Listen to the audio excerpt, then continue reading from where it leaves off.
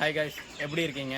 இன்றைக்கி வந்து பார்த்தீங்கன்னாக்கா நம்ம மழை காலங்களில் கோழிங்களுக்கு எந்த மாதிரி உணவுகளை நம்ம கொடுக்கலாம் அப்படின்றத தான் இன்றைக்கி நம்ம இந்த வீடியோவில் பார்க்க போகிறோம். வாங்க அதை எப்படி செய்யலான்றதை பார்க்கலாம். ஓகேங்களா? இது வந்து புழுங்கல் அரிசி, அது மட்டும் இல்லாமல் தேங்காய் புண்ணாக்கு, நம்மளுடைய அரிசி வடிகட்டின கஞ்சி, அதாவது சோறு வடிக்கிற கஞ்சி, அதை எல்லாம் சேர்த்து ஒன்றா ஊற வச்ச அரிசி, கோழியோடைய தீவனம், எஸ்கேஎம் தீவனம் தான் நான் போட்டிருக்கேன். இது வந்து ஃபினிஷரு. நம்ம வந்து கொடுக்க போகிற கோழி குஞ்சுங்க எல்லாமே 2 மாதத்துக்கு மேலான குஞ்சுன்றதுனால நம்ம ஃபினிஷருடைய தீவனம் தான் நம்ம கொடுக்குறோம்.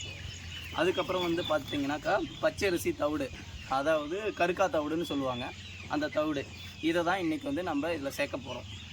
அதை வந்து சேர்க்குறதுக்கு இந்த மாதிரி பெரிய அன்னக்கூடை ஒன்று எடுத்துக்குங்க. அதில் வந்து ஃபஸ்ட்டு நம்ம புண்ணாக்கு, அரிசி, இது சேர்த்ததை இதில் கொட்டிக்குங்க. கஞ்சி தண்ணி இதெல்லாம் சேர்ந்தது இருக்கணும். இதுக்கு அடுத்தது பார்த்திங்கனாக்கா நம்மளுடைய தீவனம், அதுக்கடுத்தது நம்மளுடைய தவிடு, இதையெல்லாம் வந்து ஒன்றா மிக்ஸ் பண்ணணும்.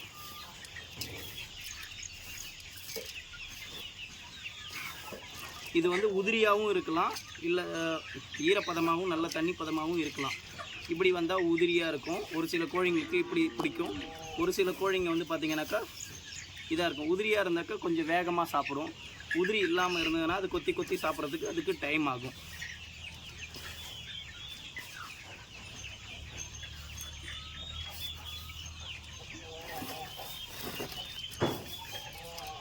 வீடியோ வந்து கடைசி வரைக்கும் பாருங்கள், இடையில் யாரும் ஸ்கிப் பண்ணாமல் பாருங்கள். அப்போனா தான் நம்ம என்ன சொல்ல வரோன்றது உங்களுக்கு வந்து முழுமையாக போய் சேரும். இது இடையில் இன்னும் நிறைய விஷயங்கள் நாங்கள் சேர்ப்போம், அதையும் நாங்கள் சொல்லுவோம். வீடியோவை கண்டினியூவாக பார்த்துக்கிட்டு இருங்க. இந்த மாதிரி மிக்ஸ் ஆனதுக்கப்புறம் நாம் அடுத்தது யூஸ் பண்ண வேண்டியது வந்து குரோவி ப்ளஸ் மல்டி விட்டமின் டானிக். இதை வந்து ஒரு 10 ml வந்து இதில் கலக்கணும்.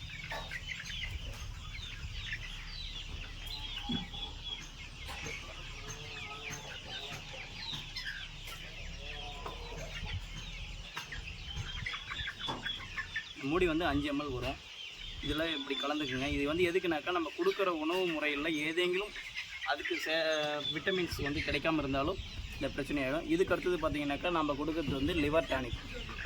இந்த லிவர் டானிக் எதுக்குனாக்கா அதோடைய செரிமானம் இதுக்கு. ஏன்னா வெயில் டைமில் நம்ம எங்கே வேணாலும் கோழி போய்டும். மழை டைமில் வெளியில் வந்து அது அதிகமாக சுத்த முடியாது. அந்த மாதிரி டைமில் வந்து ஜீரணம் வந்து ஆகாமல் பிரச்சனையாகிடுச்சுனாலும் பிரச்சனையாகிடும். அதுக்கு வந்து நம்ம அதை அனுசரித்து ஒரு 10 ml நம்ம லிவர் டானிக் கொடுப்போம். இதை கொடுத்துட்டு இதை வந்து நல்லா மிக்ஸ் பண்ணுங்க.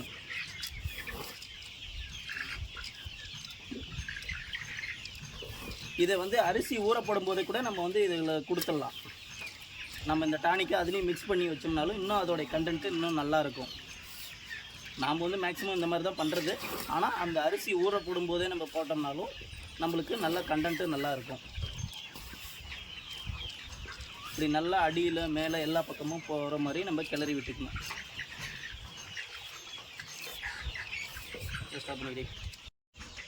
நல்லா மிக்ஸ் ஆகிடுச்சு. இதுக்கப்புறம் நம்ம வந்து கோழிங்களுக்கு நம்ம வைக்க போகிறோம். அது எப்படி வைக்கிறோன்றதை பார்க்கணும். முதல்ல இந்த தீவனத்தை வைக்கிறதுக்கு முன்னாடி கோழிங்களை நம்ம திறந்து விடக்கூடாது. தீவனம் வச்சதுக்கப்புறம் தான் நம்ம கோழிங்களை திறந்து விடணும். அப்படின்னா தான் அதுங்க வந்து கரெக்டான டைமில் எடுத்து சாப்பிடும். வாங்க எப்படி வைக்கலான்னு பார்ப்போம். இந்த மாதிரி பழைய ஓடு இருந்ததுன்னா அதில் வைங்க. கோழிங்க வந்து ஒன்றோடு ஒன்று அடிச்சிக்காமல் கரெக்டாக எடுத்து சாப்பிட்றதுக்கு கரெக்டாக இருக்கும்.